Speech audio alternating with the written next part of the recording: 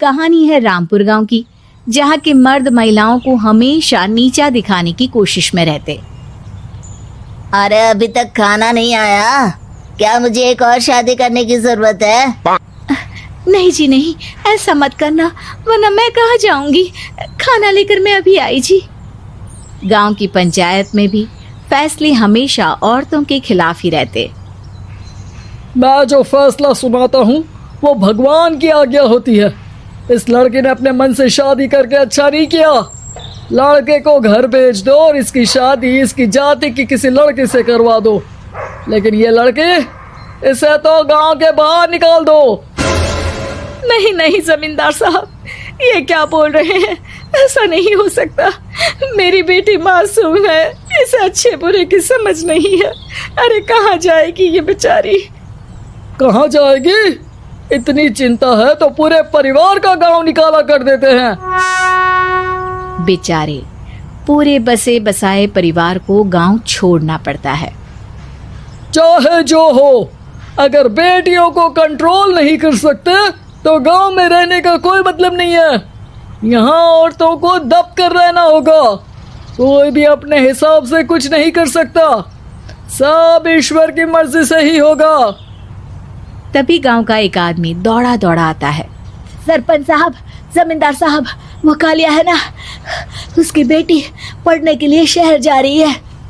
अच्छा, ये कब हो गया? और कालिया की हिम्मत कैसे हो गई ऐसा करने की? लेकर आओ उसे और उसकी बेटी को। बस फिर क्या था, हाजिर हो जाते हैं कालिया और उसकी बेटी सरपंच के सामने। और कालिया, ये क्या सुनने में आ रहा है? बेटी को इंजीनियर बना रहा है तू? और ये बता, गांव में तो स्कूल नहीं है, फिर कहां से इतनी क्लास पास कर गई तेरी बेटी? राधा, जो कि कालिया की बेटी है, उसे लगता है कि सरपंच उसकी तारीफ कर रहे हैं। सरपंच जी, मैंने ऑनलाइन पढ़ाई की है, डिस्टेंस लर्निंग से। सभी में मैंने अच्छे नंबर पाए हैं, जिसे देखते हुए शहर की इंजीनियरिंग कॉलेज में मुझे स्कॉलरशिप मिली है। वाह जी वाह, क्या होती है ये? पहले तो ये बताओ, फिर आगे की बात करते हैं। पूरा गांव राधा की बात सुन रहा था और राधा बोलती जा रही थी। तो ऐसे मैं फ्री में एक अच्छी शिक्षा लेकर गांव में जो कुछ परेशानियां हैं, जैसे बिजली, पानी और इंटरनेट जैसी समस्याओं के लिए काम करूंगी। मैं गांव को शहर से जोड़ने के लिए पुल का निर्माण करवाने का प्रस्ताव रखूंगी। मुझे पूरी उम्मीद है कि जल्द ही हमारा गांव भी तरक्की की राह पर चल पड़ेगा। राधा की बात सुनकर सारे गांव वाले ताली बजाने लगते हैं। सरपंच को समझ नहीं आता कि वो क्या करे। चुप रह नादान लड़की, गांव के खिलाफ जाने के लिए तुझे गांव से बेदखल कर दिया जाएगा, वो भी पूरे परिवार के साथ। और हाँ, अगर ठीक से गांव में रहना चाहती है तो ये पढ़ाई लिखाई छोड़ दे। हम तेरे लिए गांव का कोई होनहार लड़का देखेंगे। तभी गांव का एक आदमी बोल पड़ता है। अरे नहीं नहीं सरपंच जी, राधा बिटिया जो बता रही है, अगर वैसा हो जाए तो हम लोगों को पैसा कमाने के लिए बाहर नहीं जाना पड़ेगा। हाँ जी, और ना ही कोसों दूर पानी के लिए भटकना पड़ेगा। हमारे बच्चे भी अच्छी पढ़ाई कर सकेंगे और आगे बढ़ेंगे, ना कि हमारी तरह खेती करते बैठेंगे। क्यों गांव वालों, राधा बिटिया का साथ देना चाहिए ना। सरपंच देखता है कि गांव राधा के साथ है तो वो चुप हो जाता है। वो घर आकर अपने सलाहकार से बात करता है, जो बहुत ही चालाक किस्म का इंसान होता है। अरे सरपंच साहब, आपको बहुत ही होशियारी से काम लेना पड़ेगा। एक बार गांव तरक्की कर गया, यहाँ के बालक पढ़ लिए तो कोई ना पूछेगा आपको। और फिर ये जो बेटा और बेटी है ना आपके, इनको भी आम लोगों की तरह ही जीवन जीना होगा। हाँ, लेकिन करे तो क्या करे? वो ना आप मुझ पर छोड़ दीजिए, बस मैं जैसा बोलूं करते जाइए।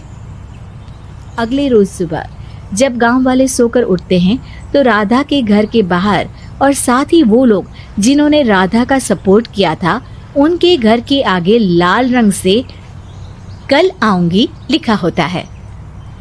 कल आऊंगी, यह क्या होता है? अरे यह तो खून से लिखा है, लगता है कोई भूत प्रेत या चुड़ैल का साया है। चलो सरपंच जी के पास चलते हैं। सभी सरपंच के पास जाकर उसे सारी बात बताते हैं। अरे ये तो बड़ी मुश्किल की बात है। चलो मैं एक बाबा को जानता हूँ, उन्हें बुला लेता हूँ। सरपंच बाबा को लेकर गांव के घर के बाहर जाता है। ओहो, तो ये वो चुड़ैल है जो उन लोगों को निशाना बनाते हैं जो गांव को बदलने का सपना देखते हैं। वो गांव को ऐसे ही संपन्न देखना चाहती है, वो नहीं चाहती कि कोई बाहरी यहाँ का कायाकल्प करे। क्या तुम लोगों में से किसी ने गांव को बदलने की सोच रखी है? तभी राधा की माँ रोते रोते आती है। मेरी राधा घर से गायब हो गई है। अरे कोई तो बचाओ, मेरी बच्ची कहाँ गई?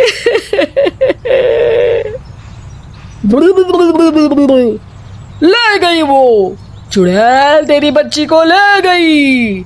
अब वो उसे श्रापित करके छोड़ेगी, उस पर चुड़ैल का साया हो जाएगा।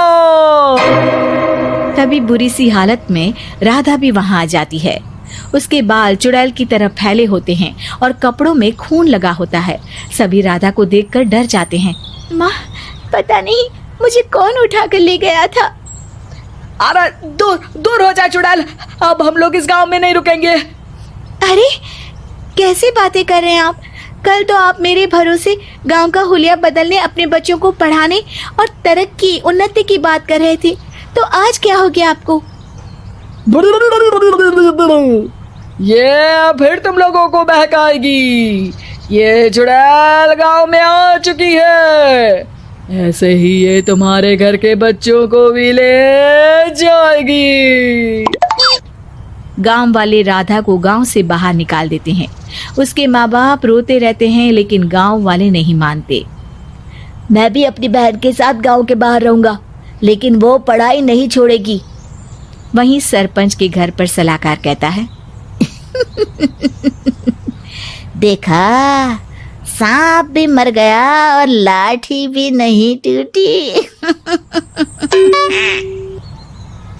लेकिन अगले ही दिन सरपंच के घर के बाहर भी वही शब्द लिखे होते हैं। और फिर सरपंच की बीवी कहती है, हमारी बेटी को किसी ने अगवा कर लिया है। तभी राधा का भाई वहां आ जाता है। अरे गांव वालों, मैंने सरपंच जी की बेटी को देखा था। वो चुड़ैल उसे उठाकर ले जा रही थी। अरे क्या मजाक कर रहे हो? नहीं नहीं सरपंच जी, आप नहीं जानते।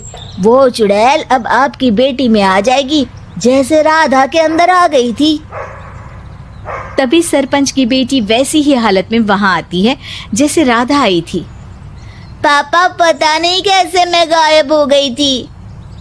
चुड़ैल, इसके अंदर भी चुड़ैल का साया है, मारो इसे। अरे नहीं नहीं, इसे भी राधा के पास गांव के बाहर ही भेज दो। अरे चुप रहो, मेरी बेटी कहीं नहीं जाएगी और चुड़ैल वुड़ैल कुछ नहीं होता है। अरे कैसे बात कर रहे हो सरपंच जी? आप तो बोल रहे थे कि आपका फैसला भगवान का ज्ञान होता है, तो अपने पर बात आई तो अब आप ऐसे बोल रहे हैं। अरे ना ना ना, आपको अपनी बेटी को त्यागना ही होगा। अरे बुलाओ बाबा को। राधा का भाई बाबा को ले आता है, जिसे अब गांव वालों के डर के कारण सच बोलना पड़ता है। मैं कोई बाबा नहीं हूँ, मैं तो मोची था। ये सलाहकार महोदय ने मुझे कहा था एक्टिंग करने को। अब वो मुझे पैसे देने वाले हैं। अब मुझे माफ कर दो। गलती हो गई, मुझे माफ कर दो। तभी वहां राधा आ जाती है। देखा सरपंच जी, जब गांव के बच्चे साक्षर होंगे तो आप जैसे लोगों की चालाकी नहीं चलेगी।